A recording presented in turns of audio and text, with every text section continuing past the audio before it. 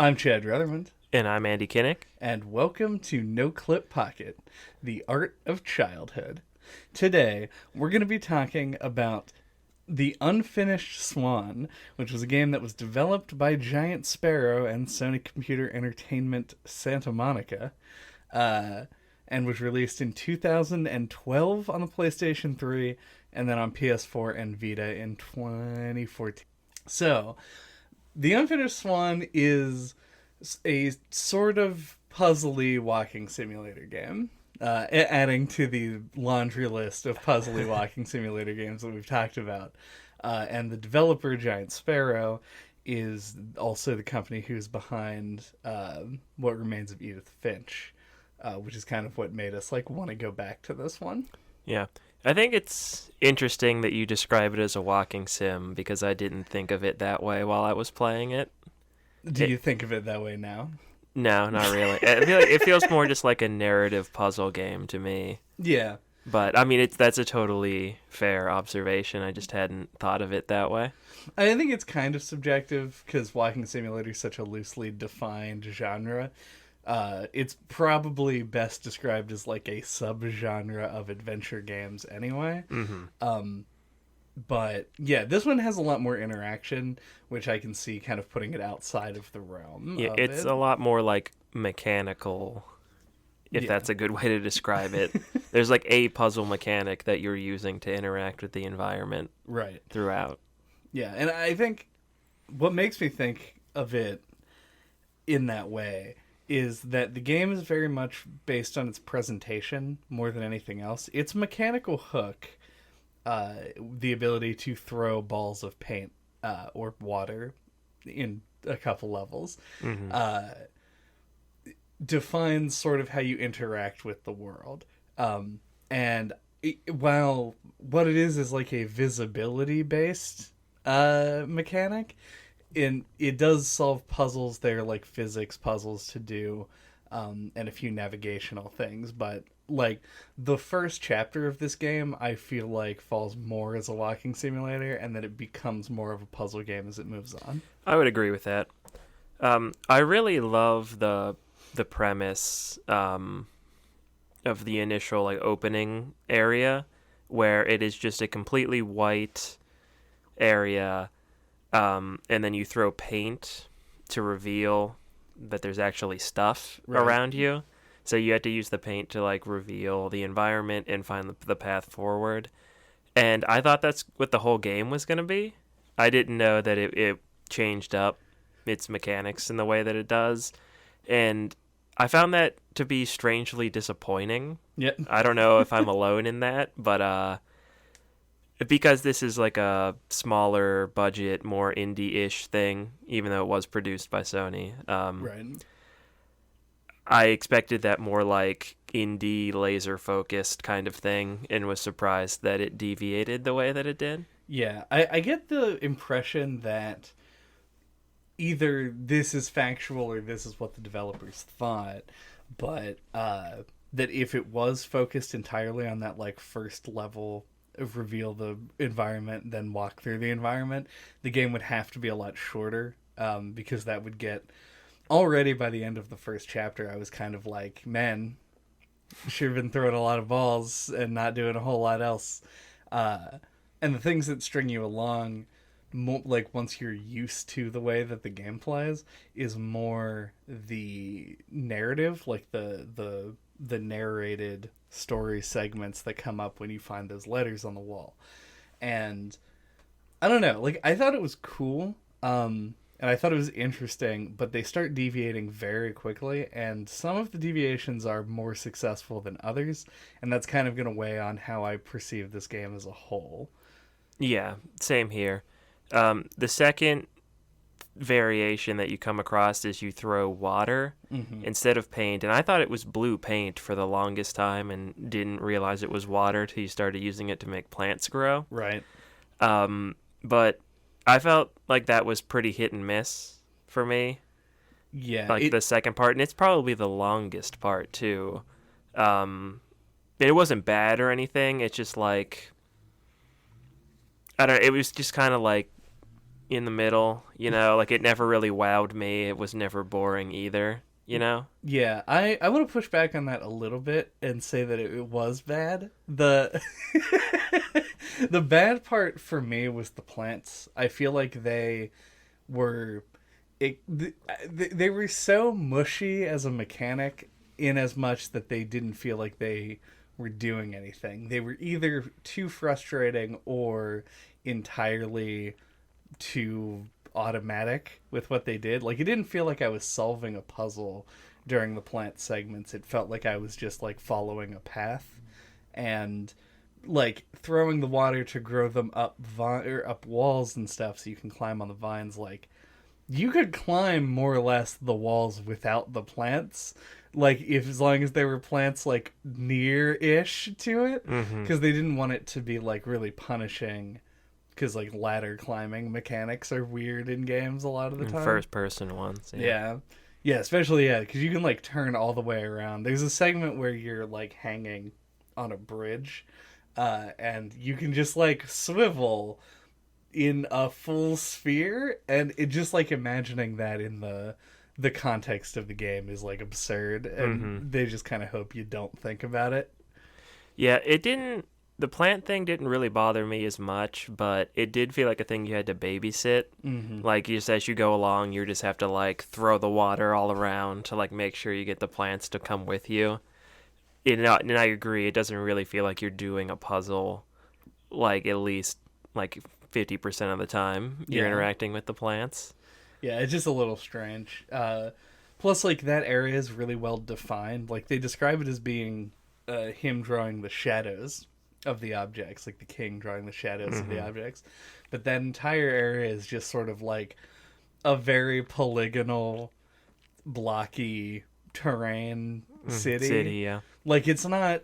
It loses the charm that is found in the first and third parts of the game, where everything's a little bit more abstract and it depends a lot more on what you do. I don't know, the whole city segment sort of fell down for me, like, as far as everything went. There was a bit about the residents of the city pooping in the king's pottery, which I love that they decided that needed to be told. So there's the shining outline on that one. It is very important. Okay.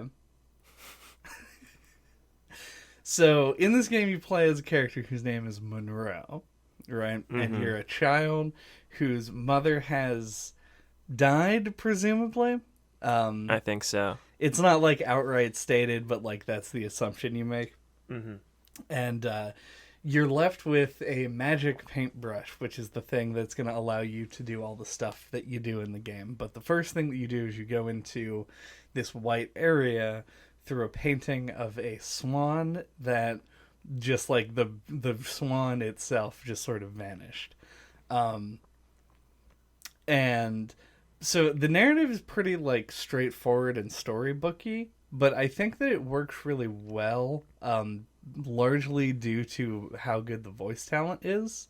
It just weirdly includes Terry Gilliam in it as well, just at the end. Which, that sounds like the thing that the Sony production helped get. But yeah, it's very like sweet and cool. But I don't know. I don't think it was all that deep. But maybe I'm misreading it. I don't know. No, I think it's more just supposed to be like a symbolic thing, or like it's like an emotional story that you're kind of just supposed to connect with on a personal level, and not so much like a really good, engaging, like exciting narrative, you know? Right. Yeah, no, I was definitely not thrilled, but that is very clearly not the game's option. Yeah, the kind of thing you're supposed to like objective. chew on. Yeah. Which works well in an indie puzzle game. I agree. So one just random note that I have that I wanted to bring up is the premise of this reminds me a little bit of Epic Mickey, if you remember that game. I remember it. I never played it, though. Well, I almost kind of want to do it for the podcast one day, but because it's very weird that it exists. But you had this paint mechanic where you would paint things to restore them, or you also had paint thinner to like get rid of them, and you could like charm enemies with the paint and make them good, or kill them with the paint thinner and stuff like that. And it's just the paint mechanics in this, like the idea, like how you started out with the paint revealing stuff, and then you had the water in the second part. I thought they were going to take that angle with it where like the water would make the paint go away, and there was going to be like an addition subtraction mechanic, but they don't go that route. No, yeah. That is actually kind of an odd thing. Like there's the theme of the narrative of the story is like both the king and your mom have a tendency to start things and then not finish them as like the go-to sort of, that's the explanation for everything, that it, like the swan was unfinished, all that shit. And yeah, when I got in the first level, when you have black paint and you're creating with it essentially, I thought that there would be a separate thing to take things away, and they would somehow play into the narrative conceit of the unfinishedness by taking parts out of complete things and then using that to solve puzzles, and was a little bit disappointed when the water is just like paint that doesn't stick around and fuck up the environment. Doesn't paint, yeah. Yeah, it feels like the concept kind of stops at that first level where you're going through it and you throw the paint, and you're not going to completely cover the whole place in paint unless you take that as a challenge to yourself. That would also make it impossible. It would be impossible to navigate because it would be all black. But and you're going to leave the area unfinished, like the idea of the game. But like as I said, it stops after the first level. Like you don't really go back to that idea of painting stuff the rest of the game. So that kind of falls a little flat. And I should have looked up the name of the game. I might do that. Splatoon. Yeah. No, that the game where you shoot like the radar. Oh yeah. And it like makes the whole, and it reveals the environment to you in like these little dots. And you go through the whole game doing that, and you use it to navigate through it. And then once you get to the end, it shows you the whole game map and like what you revealed of it. And I kind of expected this game to do something similar. Yeah, it even has this like to show you what you made and how it isn't finished. And yeah, like it has an opportunity to do this at the end where you revisit the beginning of the game. But it does show it, but it's a preset pattern. It is the it? Thing that you actually, because I was looking for it when you got there. Lame. Yeah. It's a little upsetting. I don't know. It's a missed opportunity. Yeah, speaking of missed opportunities, even within the first level, which I generally like, there's a sequence with a, what do you want to call it? Like a labyrinth. There's like a maze part. Yeah. And the maze is essentially 3 turns, and then you get to the end. And it's not particularly difficult to like suss out exactly how you're supposed to do it. But with the paint mechanic, you have this beautiful like breadcrumb trail idea that they could have done something. They could have been an actual maze that was just a little bit harder than the one that was in there, because they give you the tools to sort of mark your path. Yeah, and that sort of thing feels really good for like secrets. You know, like you put a harder maze off the beaten path that you're rewarded for. I don't know, with some balloons, like the collectible in this game. Well, that was kind of my question about those, is the balloons as a collectible are not the best, because I feel I like the end result. When you collect enough balloons, you can buy like modifiers to do different things with the game. I thought that was really cool, and I kind of wish that some of them were easier to get. Because, just like unlockable, like as you're playing, and you don't have to go buy them in a menu. Right. Well, not even that. Like I'm even okay with the ones that are locked until you complete the game, but there are ones that are locked until you find all the balloons, and the price is really high on some of them and really like blocks you. If you want some of the cooler stuff, there's other cool stuff that you just have to leave out. I don't know. I wish that the collectibles in the game were more narrative centric, like something that gave you more backstory on the kid or his mom or the king or anybody. Fuck the swan. And I wish that that the stuff that you got from them was easier to get and play with, because they're cool, they're interesting modifiers on the game, and once you've beaten the game, it doesn't really matter what you have access to because you're already done. So I don't know. I just thought there's a slight missed opportunity there. Also, I thought the balloon found pop-up was way too big, but that's like that's a really weird complaint. Yeah, I sympathize with that. I almost think it would warrant its own separate collectible, like something that gives you backstory. Right. If you find it, like that could be hidden a little bit better. But yeah, my problem with the balloons is just that the rewards aren't readily accessible like in the game. Like you have to stop playing it, and it's so short that you're probably just gonna beat it before you ever even look at them. So you would really only ever use them if you played it a second time. Yeah. Which, I mean, the game is short enough to justify playing a little bit more of it, but it's not like... It doesn't, like... There's not a bunch of stuff to re-uncover. It's just getting those balloons. And I don't know, it just... doesn't. And one of the unlockables is even like a balloon radar that alerts you if you're close to a balloon, and that feels also kind of bad. Like it needs some other kind of reward / incentive for the balloons, I think is what we're yeah, that's what we're getting at. Yeah. And the game that you were referring to before is called Scanner Sombra. Yes. Yeah. Which took me altogether too long to find. Yeah, way too long to find. Yeah. It is a very cool game. Actually, yeah, it's like the first level of this game extrapolated into a whole game, yeah. Yeah, like its full extreme. Okay, do you want to talk about the darkness part? 'Cause it's the last, like... well, yes. Because that one... I was confused. Sorry. The darkness part leads into, because you get the water again, but then there are also the blueprint segments where you actually have to make stuff. Yeah, I liked navigating the dark areas. Like, I thought that was fun, but, like, you didn't really interact with it by throwing paint or water, really. I thought it felt like it was missing that kind of an element, like a way to throw a variety of paint at the darkness to interact with it. So that felt a little bit weird, but I did like exploring it.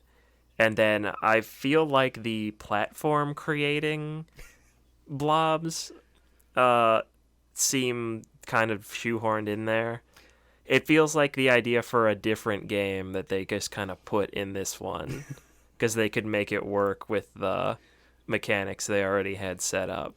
Yeah, because the way that it's done... and we'll come back to the darkness bit in a bit, because I think that you're correct and don't have a ton to add to it. But the platform creation part is done in a really unintuitive, not user-friendly kind of way, where you you point at a thing and then you click it, but to click it you also have to throw the paint at it. So it tells you where it's going to be and all of that, but like it just feels like it's really clunky. Like there's so many steps to doing something that could have been a lot easier if the game was built around it.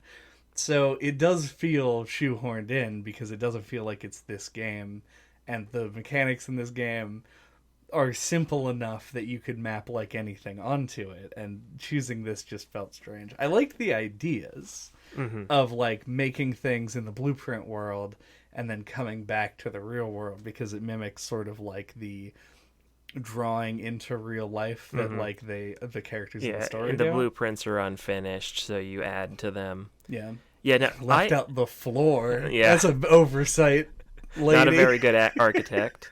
But no, I actually didn't have a problem with how it controlled.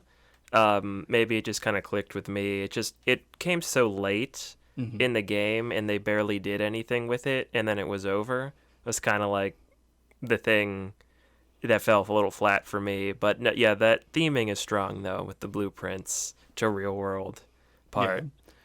Yeah, I thought it was interesting because the game explicitly says that you have a paintbrush, and you're given a paintbrush at a different magic paintbrush at the end of the game, and drawing with a paintbrush is like a thing that you can do, and yet they choose to have you interact by making geometric squares with blobs of paint. It feels like something like what's the like weird art, the 3D pen art tool thing that's like a VR game. Oh, I don't remember, but I know what you're talking about. Yeah, which controls with you can use the DualShock for that kind of thing, and like it feels like it had the possibility to be done with like a more intuitive drawing thing. That's really my issue. Like, it's not that it feels hard to use, it just feels clunky and awkward. Like it's something that you know what you're doing, but you hate how long it takes. It's like using Microsoft Word to do anything. That's actually probably a bad comparison. More like Excel. Yeah. Well, I agree with the dunks on Microsoft Office products. That wasn't really my experience, but this is just personal hair-splitting stuff that doesn't really matter. But I think they went with a more like representative way of doing the mechanic, where you click a point, you click another point, and then you click a third time to make it come out. Whereas it would have been more interesting to have it be more representative of you actually drawing or painting an object. Yeah. So I do agree with that, 100%. Word. Yeah, I didn't want you to have to like AutoCAD objects into the world. But yeah, so that one's that, and you're right, it doesn't really ever come up again. There's like one segment during the outro where you have to make a box. And then you can pick it up, which is an ability you can unlock in the regular game, but is only the king has that ability. And yeah, when it got to that part, I was like, was I able to do this the whole time and just didn't realize it? Yeah, it turns out no, but well, that makes me feel better about myself. Yeah. Oh, the dark part. I agreed with what you said. The interaction... This is to hark back to our conversation from Hellblade from like a year and a half, 2 years ago. When we talked about the mechanic that is in a bunch of horror games that is like just the go darkness through the darkness zone. Yeah, the dark zone. So you go from light to light without dying. This is the exact same mechanic. Like, there's no difference at all.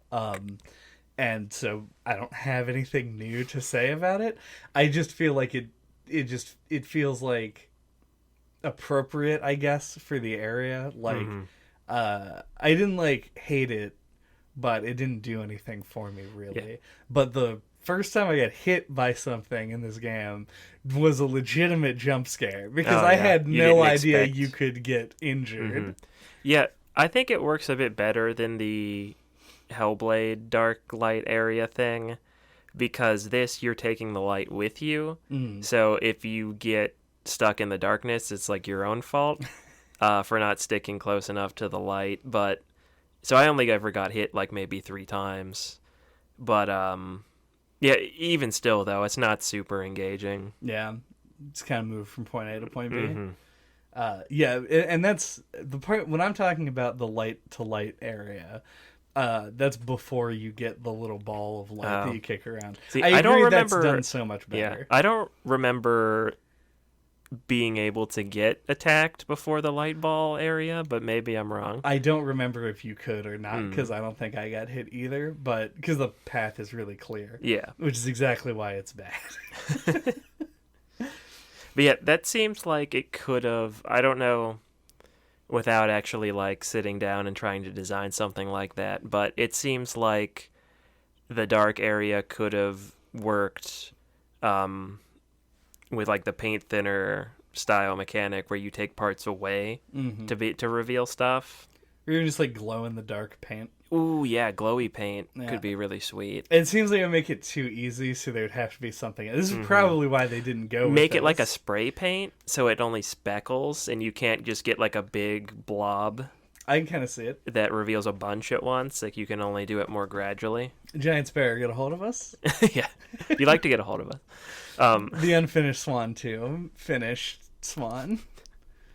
The very finished swan. Extremely finished. Do you have anything else? Yeah, we could not go the whole time without bringing up the connection to Edith Finch. Oh, yeah. And talking about, in that game, you're playing as a character who's returned to a childhood home and learning about how all of her relatives have died. Mm-hmm. And one of them is this character named Milton, who Giant Sparrow used as like an Easter egg or a nod to this game, The Unfinished Swan. And the implication is that Milton disappeared into a painting and is the king in this game. Right. It's weird that I didn't think about that at all while I was playing. Oh, yeah? I was looking for, like, something to, like, other references, like maybe that might have been in Edith Finch that I didn't notice because I hadn't played The Unfinished Swan, but there weren't any that I noticed. Yeah, it's I do like that. Now that I'm like realizing it, because I just didn't think of it for some reason. The fact that he's the king and not the lead character is an important detail to making that make sense. Because in the in his room in Edith Finch, it has the picture with like the dude with the mustache and the crown. Right. So yeah, so I don't know. There's no kind of clues or implications to him knowing anyone like the kid's mom, or what's his name, Monroe is the kid. Monroe, yeah. If him knowing any other people like that would have been drawn into his painting or anything like that. Right. Yeah, I don't know. There's a lot of stuff there that would be cool to sort of like look into. I guess the thing that it's calling into question for me is at the beginning of this game, you as Monroe go into a painting, but you were definitely already a painting at the beginning because you were the child of a painting and a second painting. I guess so. I mean, it is like a little, like I said, symbolic and fairy tale like. So, you know. I mean, that's just how. Well, I guess you're not. You're the progeny of a painting and a man, a dude from the real world who drew himself into a painting and then had a child, and that is you in the painting.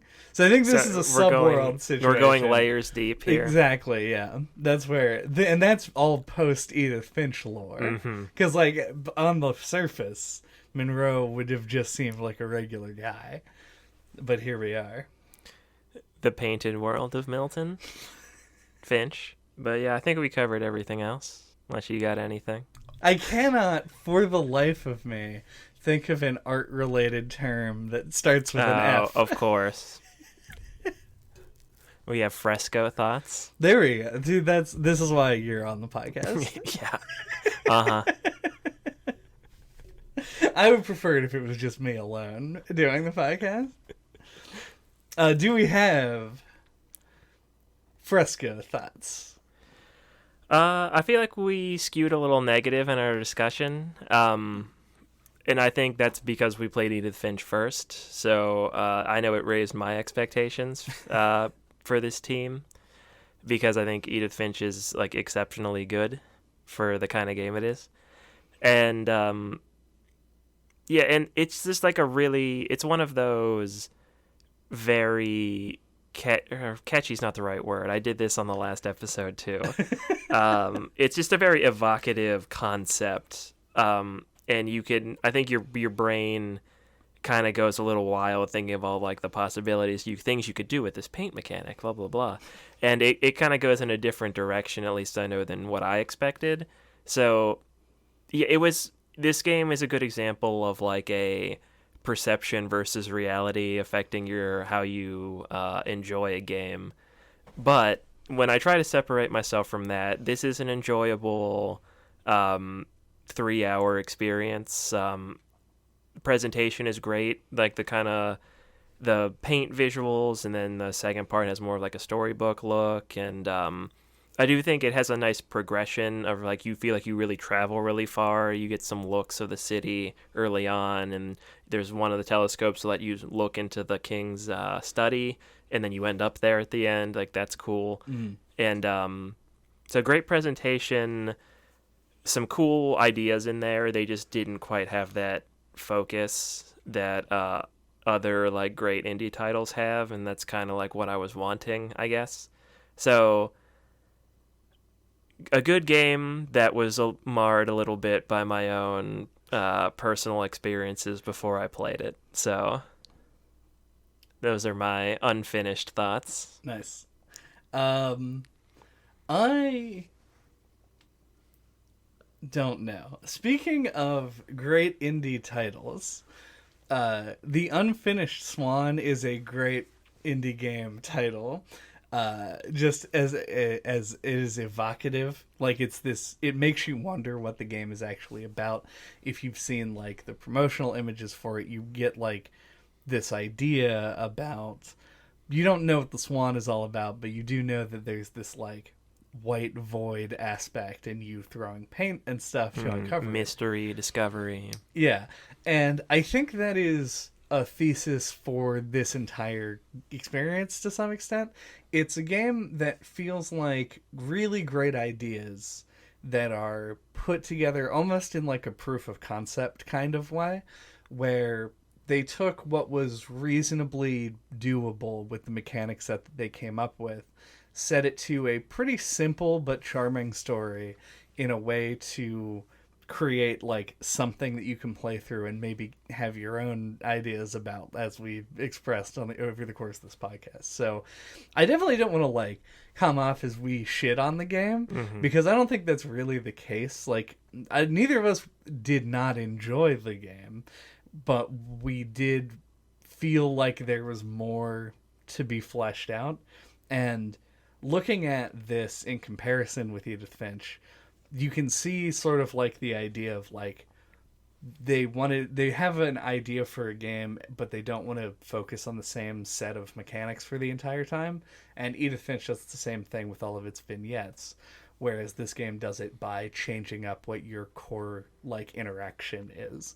So I like it. I'm glad that they continue to make games, because as they go on, I'm sure that like everything gets more polished and more interesting. And Edith Finch had a great narrative as well as great mechanics, and this game has kind of like a middle of the road for both, but like an A+ idea. So I do like it.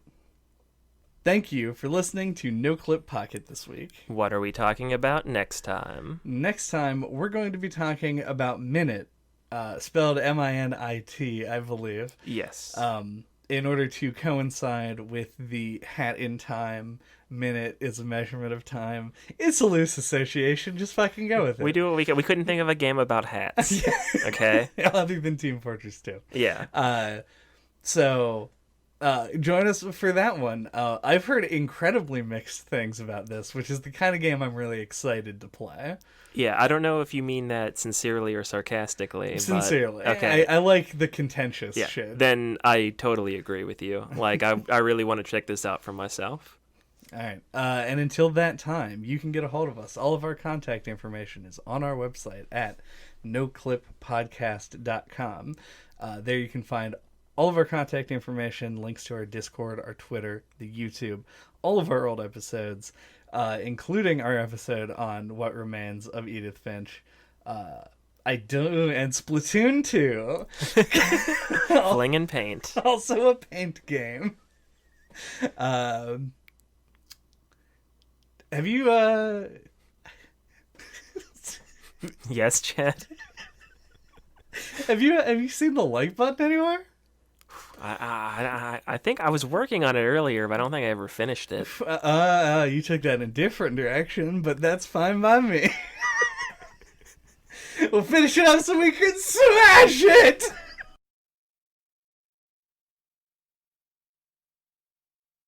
The podcast goblin turned all the knobs on the mixer.